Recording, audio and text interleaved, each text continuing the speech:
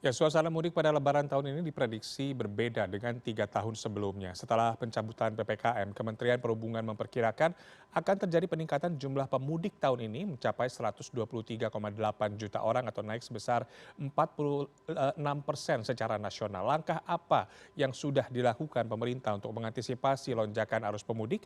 Adakah strategi khusus untuk mudik kali ini? Kita akan membahasnya bersama Adita Irawati, jubir dari Kementerian Perhubungan. Selamat malam, Mbak Adita. Selamat malam Mas Taufik. Ya, Pak Menteri Budi Karya Sumadi sempat mengatakan akan mempertimbangkan kebijakan ganjil genap pada masa mudik Lebaran 2023 ini. Seperti apa nanti mekanismenya? Apakah dilaksanakan dari mulai H-7 atau ada beberapa hari saja yang dilakukan? Baik, jadi seperti tadi sudah disampaikan juga ya, ada 123,8 juta masyarakat Indonesia yang diprediksi akan melakukan perjalanan mudik.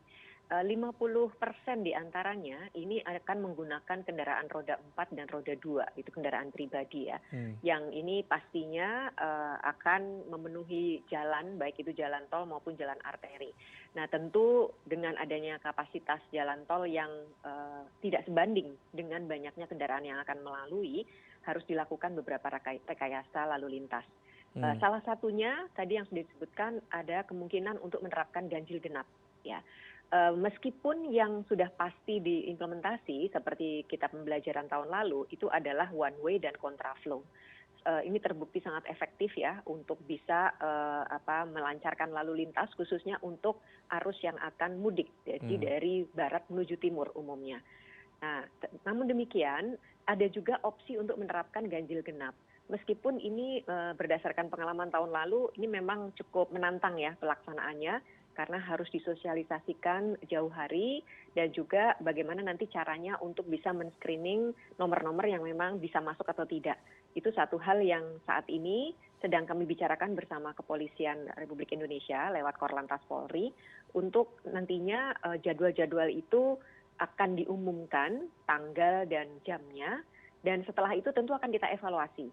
Apabila hari itu semua berjalan lancar dan terbukti bisa mengurai kemacetan, tentu kita akan coba untuk bisa diterapkan nanti di kemudian hari di masa puncak mudik itu. Begitu Mas Taufik. Iya, tadi kan sempat dikatakan bahwa jumlah pemudik tidak sebanding dengan ketersediaan dari tol begitu ya. Nah, kalau melihat kita jumlah kendaraan yang akan melintas di 4 gerbang tol utama, ada Cikupa, kemudian Ciawi, Cikampek Utama, dan Kalihurip Utama, ini akan lebih tinggi dibandingkan dengan masa mudik Lebaran tahun 2022 lalu. Apakah skema pengaturan lalu lintas yang seperti tadi Mbak Adita sebutkan, ada one way, kemudian kontraflow mungkin, atau juga ganjil genap, ini akan sama di setiap titik?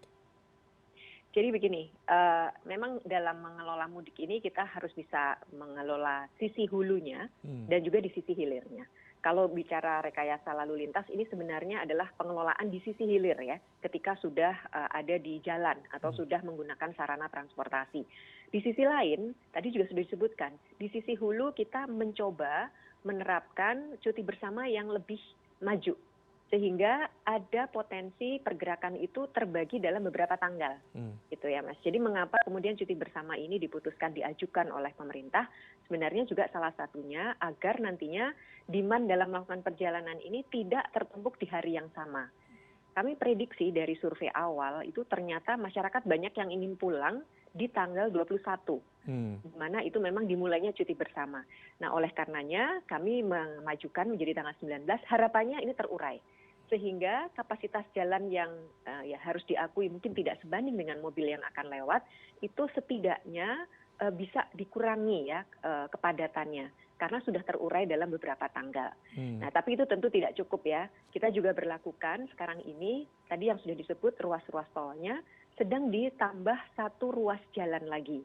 Jadi kapasitasnya ditambah meskipun tidak besar, tapi setidaknya ada satu lajur yang nanti bisa dimanfaatkan juga oleh para pemudik khususnya di ruas Jalan Cipularang. Dan banyak yang lain lagi termasuk ada manajemen rest area. Karena pembelajaran tahun lalu juga banyak sekali kepadatan itu akibat dari antrian masuk ke rest area sehingga tumpah sampai ke jalan tol, badan jalan. Nah ini sesuatu yang tahun ini kita lakukan rekayasa juga, dan juga manajemen rest area ini dengan selain ya menerapkan waktu maksimal dalam masuk ke rest area, juga alur di dalam rest area sendiri kita rekayasa agar nantinya bisa menampung lebih banyak kendaraan, karena alurnya lebih panjang. tidak seperti sebelumnya langsung masuk ke parkiran. Ya ini nanti oleh pihak kepolisian dan oleh operator jalan tol dan juga operator dari rest area ini juga akan diberlakukan berbagai penanganan seperti tadi. Jadi banyak hal yang kami lakukan, Mas. Di samping tentunya juga masyarakat perlu kerjasamanya juga ya. Iya. Dalam arti kalau memang ada ketentuan-ketentuan ya sebaiknya dipatuhi ya. Nah, Dan tidak ya, memilih rest area yang sekarang ada istilah rest area favorit soalnya. Jadi kalau tidak di betul. rest area situ nggak mau berhenti gitu. Iya. Nah ini kan dalam kondisi padat ya kita inginnya bisa terurai ya. Jadi harapannya masyarakat juga bersiapkan diri gitu. Nah, terkait dengan manajemen rest area ini kan ada pembatasan waktu, tapi kita juga tidak bisa memprediksi kapan kita akan misalkan untuk butuh waktu istirahat, kemudian butuh untuk buang air misalkan begitu ya. Apakah nanti sudah disiapkan juga jalur-jalur arteri alternatif untuk keluar warga atau masyarakat yang mudik agar bisa menghindari rest area jika terjadi penumpukan di situ? Betul sekali. Jadi ini juga sama yang kami pelajari dari pengalaman tahun lalu. Ini memang perlu ada perimbangan ya antara kapasitas jalan tol yang mungkin sudah over capacity agar bisa dialurkan atau dialirkan ke alternatif jalan arteri. Tetapi jalan arteri sendiri juga ini perlu dilakukan rekayasa, Mas Taufik. Karena kalau kondisi seperti apa adanya saja, tentu juga sama akan susah menampung, apalagi arteri juga digunakan oleh kendaraan roda 2 dan kendaraan roda 4 yang memang mobilitasnya lokal di kota itu ya. Sehingga perlu dilakukan rekayasa juga dan kami sudah berkomunikasi dengan para Kapolda untuk bisa melakukan rekayasa juga. Jadi one way, kontraflow dan mungkin buka tutup jalan itu pun juga perlu dilakukan di jalan-jalan arteri tersebut. Dan tentunya juga petugas yang mungkin harus diturunkan lebih banyak. Juga penunjuk jalan yang jelas. Jadi ketika memang akan keluar di arteri, untuk nanti bisa menjadi satu jalan menuju ke kampung halamannya, ini petunjuknya tuh harus jelas gitu. Jadi ini hal-hal yang memang sudah kami persiapkan dan sekali lagi kita masih ada beberapa saat lagi untuk mempersiapkan diri. Kami pasti nanti akan lakukan simulasi-simulasi ya terkait rekayasa lalu lintas tadi, Mas Taufik. Nah, terkait dengan kepadatan lalu lintas di opsi moda transportasi darat ini kan salah satunya adalah ada kendaraan logistik. Apakah ini juga akan dilakukan pembatasan dan mulai kapan itu dilakukan? Apakah sama rekayasa lalu lintasnya untuk moda logistik ini? Ya, memang kalau moda logistik, kenapa ini dilakukan pembatasan karena mereka umumnya menggunakan kendaraan-kendaraan dengan sumbu 3 ya. Jadi kendaraan yang besar gitu. Dan harus diakui memang penggunaan kendaraan ini menghambat kecepatan lalu lintas dan bisa mengakibatkan kemacetan panjang. Saat ini kami sudah bersama kepolisian ini memang melakukan beberapa pembatasan untuk kendaraan-kendaraan barang yang kita berlakukan itu hanya 3 hari di awal dan 3 hari di belakang setelah mudik ya, arus balik gitu setelah Lebaran. Jadi ada beberapa pembatasan di antaranya kalau untuk kendaraan-kendaraan yang mengangkut barang-barang di luar BBM, hewan ternak, pupuk, antaran uang, bahan pokok dan sepeda motor yang dipakai untuk mudik gratis itu tidak boleh lewat pada tanggal-tanggal tersebut. Baik. Jadi memang dilakukan pembatasan tapi tidak boleh sama sekali tidak ya. Ada barang-barang yang dikecualikan. Baik. Untuk moda transportasi laut bagaimana? Tahun ini kalau tidak salah Kemenhub membuka pelabuhan Ciwandan di Banten ya. Pelabuhan ini apakah dibuka khusus untuk sepeda motor atau juga bisa penumpang yang masyarakat yang ingin melakukan perjalanan tanpa menggunakan kendaraan pribadi? Ya, ini memang pembelajaran dari tahun lalu ya, ketika yang namanya Pelabuhan Merak menjadi sangat padat, macet berkilo-kilo karena tidak ada alternatif, sementara kapasitasnya terbatas dan volume yang akan menyeberang luar biasa besar. Jadi salah satu yang kami lakukan adalah membagi kepadatan itu dengan menambah satu pelabuhan, yaitu Pelabuhan Ciwandan. Dan seperti apa pengelolaannya, nantinya Pelabuhan Ciwandan ini akan dikhususkan untuk roda 2 dan juga kendaraan barang atau logistik.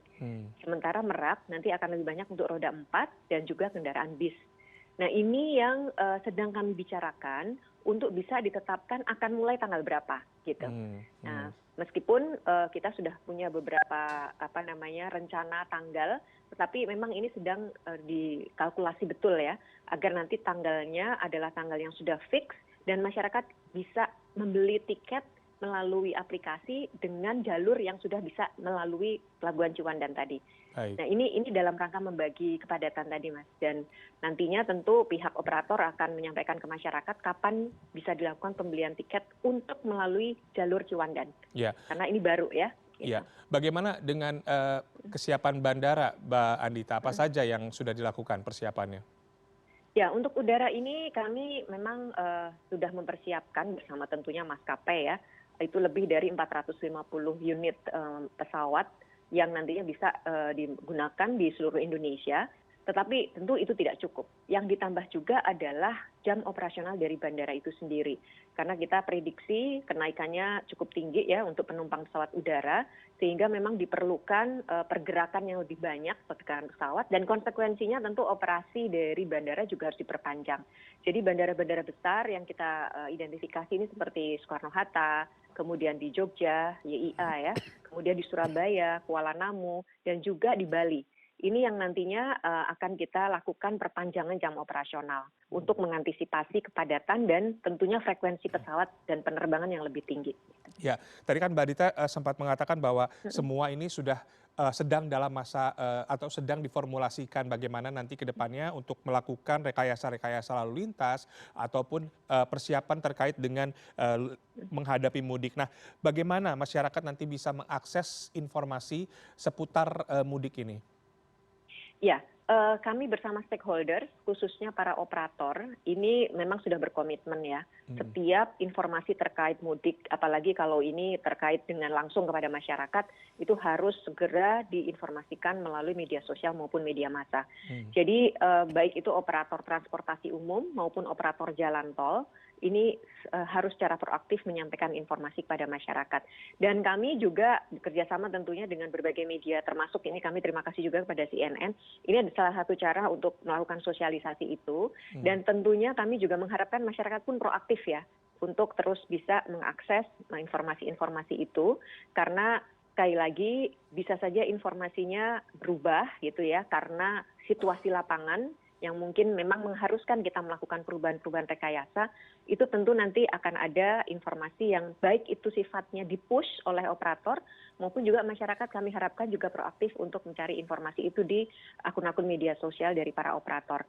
Kami semua sudah mengumpulkan operator dan minta komitmen mereka untuk melakukan itu terus-menerus secara proaktif. Baik, kita berharap semoga informasi-informasi atau update-update informasi ini bisa dengan mudah didapatkan oleh masyarakat sehingga bisa kembali pulang ke kampung halaman dan kembali ke Jakarta dengan aman dan nyaman. Terima kasih Mbak Dita Irawati, Jubir Kemenlu, Terima atas kasih. waktunya Ya, bersama Prime News sama-sama. malam hari ini. Selamat malam.